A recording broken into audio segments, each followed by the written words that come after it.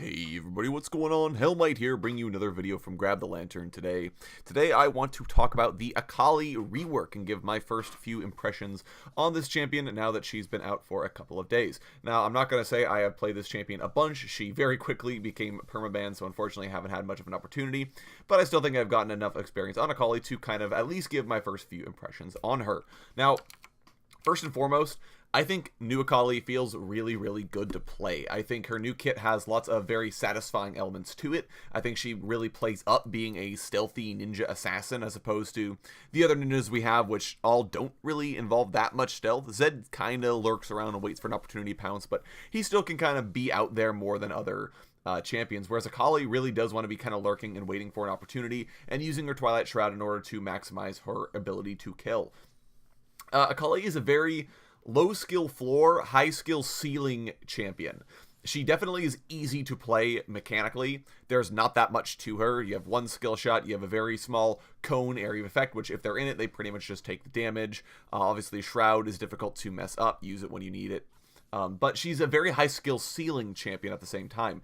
There are a lot of small optimizations that you can use to really make Akali stand out, and she's the kind of champion that I can see already is going to be really fun to watch a really good professional player use in a game, or even just good streamers. Like, it's going to be really fun to watch this champion do the things she does just because of all the things she has in her kit, all the tools she has at her disposal. Now, the good thing I think I can safely say is that Akali is not a champion that's going to kill you in one combo unless she gets insanely ahead, which I know a lot of people were worried about. That was a thing that could happen, but Akali really is not going to just straight up kill you by hitting every button on her keyboard, unlike someone like Zed, for example, who he just kind of goes in with his ultimate and it kills you, or it doesn't. If he's ahead, he needs to land fewer abilities, but he still has the ability to just kind of kill you. Akali can't do that, and it's basically hard baked into her kit, so unless you're insanely far ahead on Akali and you can afford to build, let's say, a Medjai's Soul Stealer and a Rabadon's Death Cap and all of these damaging items, you're not going to be able to have that opportunity, and there's a reason for it. Akali, first of all, is very dependent on having to throw multiple Qs out in order to get her damage down. She very much so needs to hit you with a Q, get a passive proc, back away, hit you with a Q, get a passive proc, and so on and so forth. So that really delays her time to kill. Very rarely will she just hit you with a single Q and kill you. She has to cast that multiple times. She has to use the passive procs that come with it.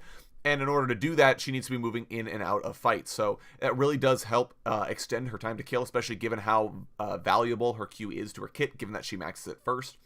And the delay on her ult recast as well is another part. She can't just dash for the damage and micro stun and then the damage back through as well. The delay on it is actually closer to, I want to say, a second, second and a half, even maybe going all the way up to 2 seconds. So it makes it really hard for you to just kind of immediately hit every button. You don't have the opportunity to do that. You have to get multiple Qs, you have to get passive procs, you have to get the ult recast timer to go all the way down. So in that regard, Akali is actually dependent on Twilight Shroud in order to function, especially in team fights, but when going for the assassination attempt. If she doesn't have her Twilight Shroud, first of all, she doesn't have the time to kill somebody because she is fairly squishy. She doesn't have as much innate lifesteal or spell vamp built into her kit anymore. I think Gunblade is still going to be a really good tool to have on Akali, but it's not the sort of thing where Akali just kind of hits every button and kills you and drain tanks through it all and that sort of a thing. I really do think in this regard, Akali has to be using the Shroud to avoid incoming damage, to juke people out while she's getting her abilities off, while she's spamming Q, while she's getting the passive procs, while she's using her ultimate.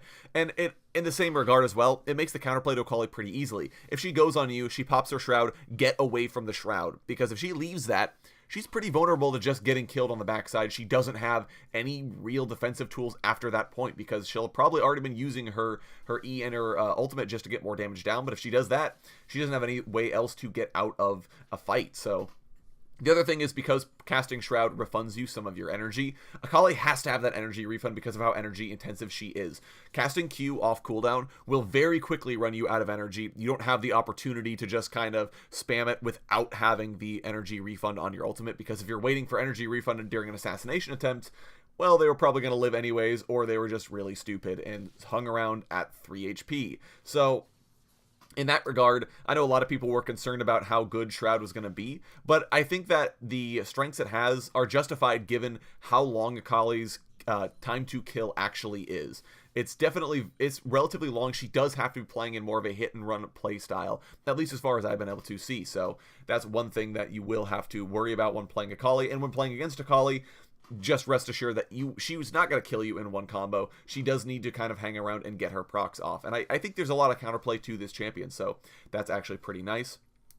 Her laning phase is also pretty rough against ranged champions, just because she doesn't have very good wave clear. She doesn't really have a good way to get in on them unless she can land the E, but E is a pretty slow skill shot and not super long range.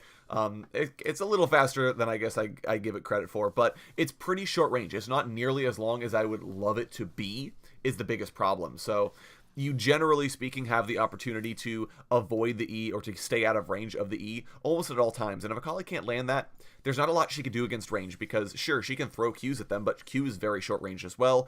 Shroud, the mage just knows to stay away from the Shroud or spam AoE damage into the Shroud, which is one nice thing about the way new Shroud works, is that it is larger, which gives Akali a lot more room to maneuver to kind of dodge damage beforehand, especially if you're someone like Garen or Darius. You just kind of walk in the middle of it and spam your AoE, and there's nothing Akali can do to avoid the damage.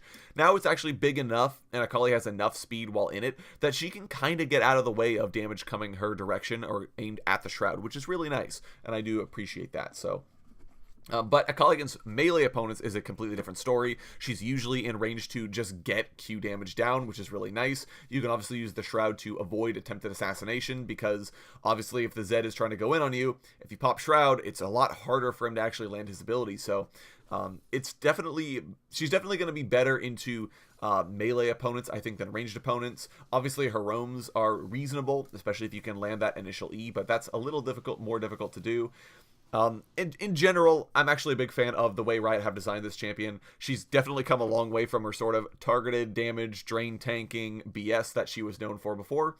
And I think she's going to be a lot more of a skillful champion. I think she's going to be a lot of fun to watch people play as well. Like I said before, high skill ceiling. If you know what you're doing in Akali, I think there's a lot of stuff you can pull off, a lot of shenanigans you can do. So definitely going to be playing some more of this champion in the future and letting you guys know what I think.